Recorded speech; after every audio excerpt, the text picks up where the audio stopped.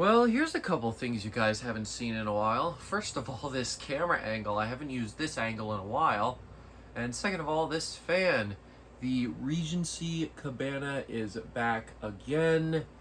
And this time, I have it installed without the light. And obviously, it's installed down here in the basement.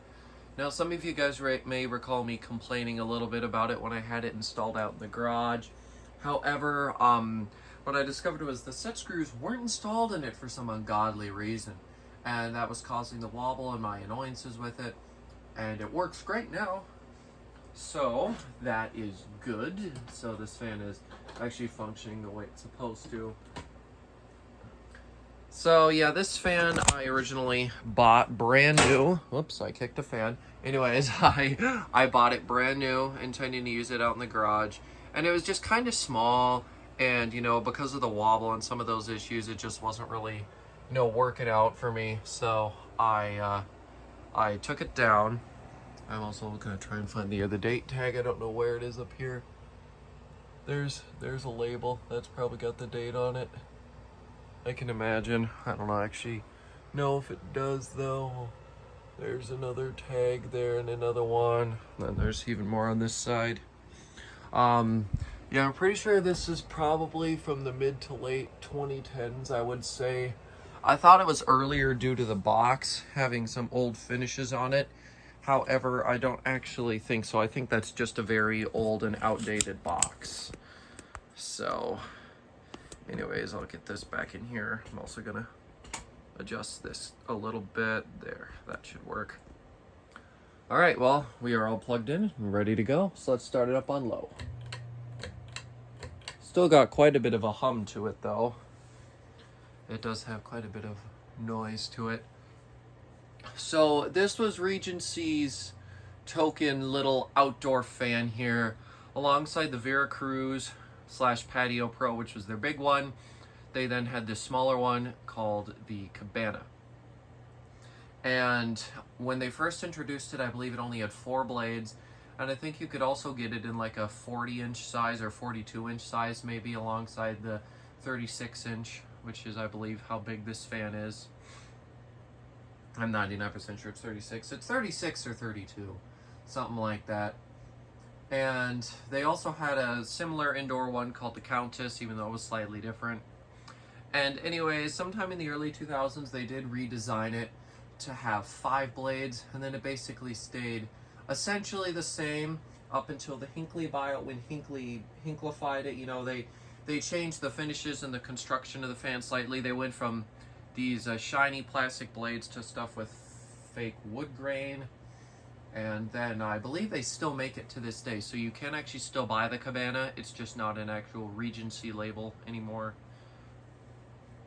So that there is low speed.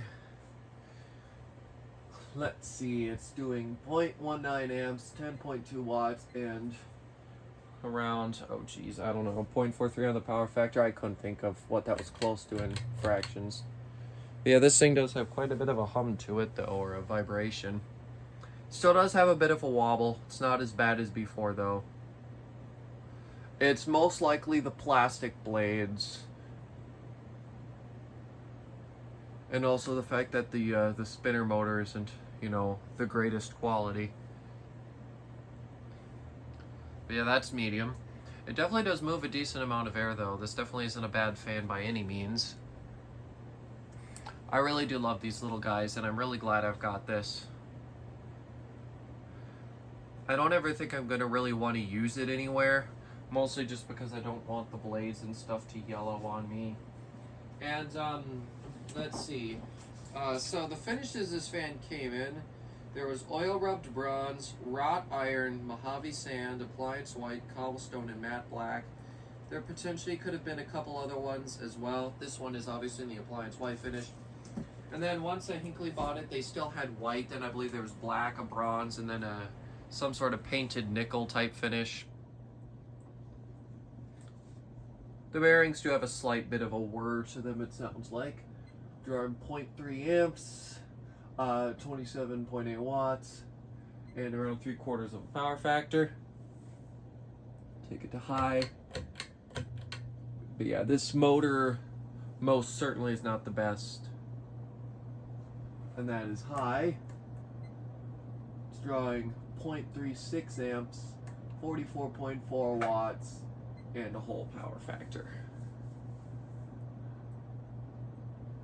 Not too much of a speed difference actually, but there is definitely a speed difference with it. But yeah, so with the unbalanced plastic blades and the spinner motor that isn't perfectly aligned, it just has flaws, but it's not a bad fan. It's just an okay fan. This was not Regency's best offering. This was basically an outdoor miniature builder fan, so obviously you can't expect too much out of it.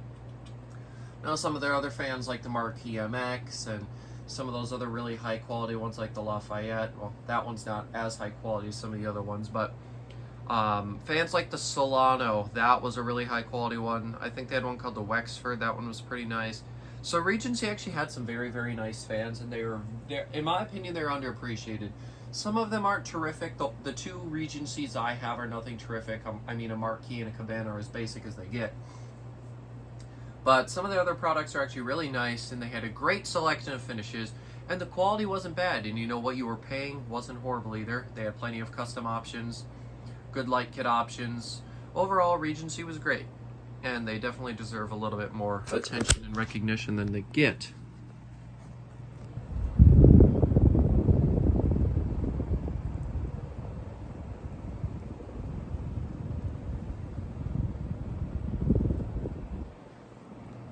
All right. Also, I just realized, why don't I check the box to see the dimensions on this fan? Because for some reason, I don't remember how big it is. All right. Well, there it is. I'll let you guys watch it coast. And let's see here. Oh, I've also got all the information. Okay, so yeah, this is a 36-inch fan. It uses a 153 by 10 millimeter motor, 14-degree blade pitch. It's supposed to move 3,677.12 CFMs. 45 watts, that's about where it was at, and then 81.7 cubic feet of air per minute per watt, so that's the airflow efficiency. So is there any other information I could show you on the box? No, however, once this fan comes to a stop, I will show you the box though, since I have it. That's another thing I want to do when I'm remaking all these fans, is when I have the boxes pulled out, show you guys the box, because I think you guys have seen most of the boxes as I've brought the fans home, but if you haven't, I want you guys to be able to see it. So, oh, I forgot, this one has a relatively long spin down, doesn't it? Probably because of the plastic blades. Yeah, I'm going to be sad when I have to take this fan down instantly, because you'll see as I pan over here, I've got a bunch of fans out.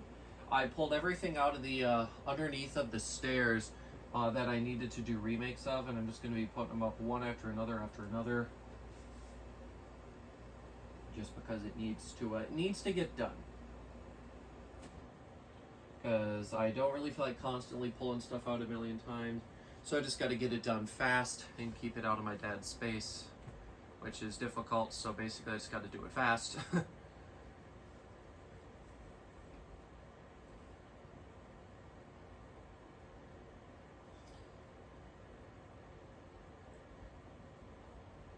And obviously, you know, I think it goes without saying that when I call this an outdoor fan, that this is a wet-rated model, obviously.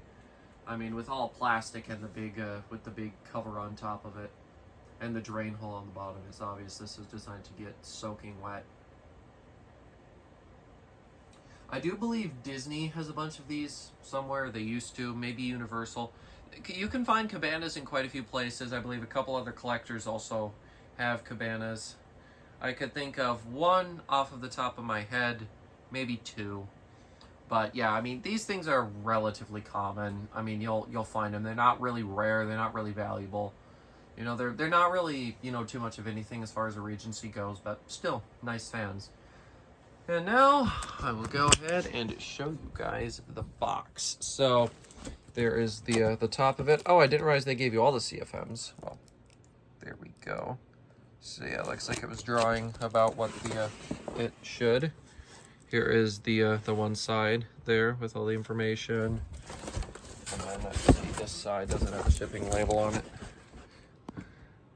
Looks like this was made in China, and underneath there that says oil rubbed bronze, by the way, if you can just about see that. And then there's a couple of small little things on the bottom here. And then the other side, the other two sides are the same as what you've already seen. So yeah, I sure hope you guys enjoyed this video. I know I certainly enjoyed putting this fan back up again after a while. I have to say my impressions of it are definitely better than they were last time, just because it was installed improperly. I don't remember who assembled this thing, whether it was me or my dad, but whoever did, we goofed, because without those pins on it, it just wasn't balanced. It just wasn't doing anything right. And obviously, you know, I have the 4 light fitter that I used on it that was indoor. I still have that.